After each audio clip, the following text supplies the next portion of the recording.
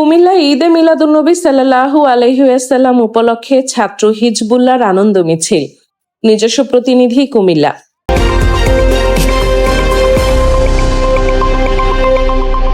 কুমিল্লার মোস্তফাপুর খানকায়ে সালেহিয়া কমপ্লেক্সে পবিত্র ঈদে মিলাদুন্নবী সাল্লাল্লাহু আলাইহি ওয়াসাল্লাম উপলক্ষে 7 দিন ব্যাপী কর্মসূচির অংশ হিসেবে আনন্দ মিছিল অনুষ্ঠিত হয়েছে। বাংলাদেশ ছাত্র হিজবুল্লাহর মোস্তফাপুর খানকায়ে সালেহিয়া কমপ্লেক্স শাখার উদ্যোগে আয়োজিত এ কর্মসূচিতে আলোচনা সভা, কিরাত, হামদনাদ, বক্তৃতা প্রতিযোগিতা সহ বিভিন্ন আয়োজন করা হয়। এরই ধারাবাহিকতায় মোস্তফাপুর খানকায়ে সালেহিয়া কমপ্লেক্স প্রাঙ্গণ থেকে একটি আনন্দ মিছিল বের করা হয়। মিছিলটি এলাকার বিভিন্ন সড়ক প্রদক্ষিণ করে পুনরায় কমপ্লেক্স প্রাঙ্গণে এসে শেষ হয়। মিছিলে মোস্তফাপুর খানকায়ে সালেহিয়া কমপ্লেক্সের শিক্ষক শিক্ষার্থী, বাংলাদেশ ছাত্র হিজবুল্লাহ নেতৃবৃন্দ এবং স্থানীয় গণ্যমান্য ব্যক্তিরা অংশ নেন। অনুষ্ঠানে আহ্বায়ক হিসেবে উপস্থিত ছিলেন মোস্তফাপুর খানকায়ে সালেহিয়া কমপ্লেক্সের মুদির ও প্রধান শিক্ষক হাফেজ মাওলানা মুফতি মোহাম্মদ জাকারিয়া হুসাইন। এছাড়া নায়েবে মুদির হাফেজ মোহাম্মদ মেহেদি হাসান সহ বিভিন্ন পর্যায়ের আলেম ওলামা উপস্থিত ছিলেন। এ সময় মাওলানা মোহাম্মদ শাহিন আলম, হাফেজ মাওলানা মোহাম্মদ মামুন হুসাইন, মাওলানা মোহাম্মদ মিজানুর রহমান, মাওলানা মোহাম্মদ আব্দুল হামিদ, মাওলানা মোহাম্মদ মামুনুর রশিদ, মাওলানা মোহাম্মদ আব্দুর রাজ্জাক, মাওলানা মোহাম্মদ বোরহানউদ্দিন সহ বিভিন্ন এলাকার ওলামায়ে কেরাম উপস্থিত ছিলেন। আয়োজকরা জানান, মহানবী হযরত মুহাম্মদ সাল্লাল্লাহু আলাইহি ওয়াসাল্লামের জীবন, আদর্শ ও শিক্ষা মানুষের মাঝে তুলে ধরতেই ঈদে মিলাদুন্নবী সাল্লাল্লাহু আলাইহি ওয়াসাল্লাম উপলক্ষে 7 দিন ব্যাপী এই কর্মসূচির আয়োজন করা হয়েছে।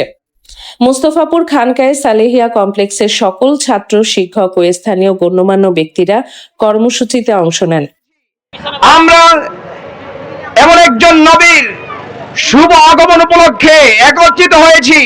তিনি শুধুমাত্র এই পৃথিবী বুকে 570 খ্রিস্টাব্দে জন্ম নিয়েছেন, নবী হয়েছেন তাই নয়। আল্লাহ তাবারাকা ওয়া তাআলা বাবা আদম আলাইহিস সালাতু ওয়াস সালামের আরো আগে এই আকাশ বাতাস লৌহ কলম সৃষ্টি করার আগে আমার নবীকে নবী হিসেবে স্বীকৃতি দিয়েছেন। আল্লাহু আকবার। আল্লাহ রাসূল সাল্লাল্লাহু আলাইহি ওয়াসাল্লামের আগমনে সকলেই খুশি হয়েছে, এমনকি আল্লাহ পাক রব্বুল আলামিনও খুশি হওয়ার জন্য বলেছেন। যেমন কোরআনুল কারীমের মধ্যে এসেছে, কুল বিফাদলিল্লাহি ওয়া বিরহমাতি ফাবিযালিকা ফালইফরাহু।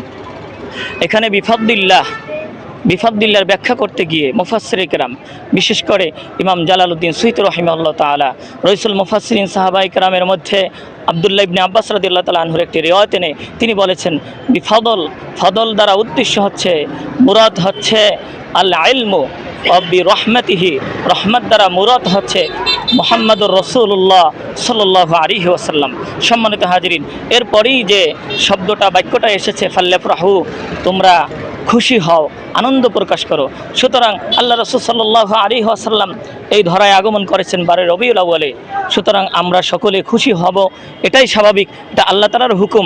হাদিস শরীফের মধ্যে এসেছে, বুখারী শরীফের মধ্যে ইমাম বুখারী রাহিমাহুল্লাহ তাআলা বলেছেন, একটি অধ্যায় এনেছেন, বাবু হব্বি রাসূলিল্লাহি সাল্লাল্লাহু আলাইহি ওয়াসাল্লাম মিনাল ঈমান, যে রাসূল সাল্লাল্লাহু আলাইহি ওয়াসাল্লামের মহব্বত, ভালোবাসা, এটা হলো ঈমানের একটি অঙ্গ, ঈমানের একটা অংশ।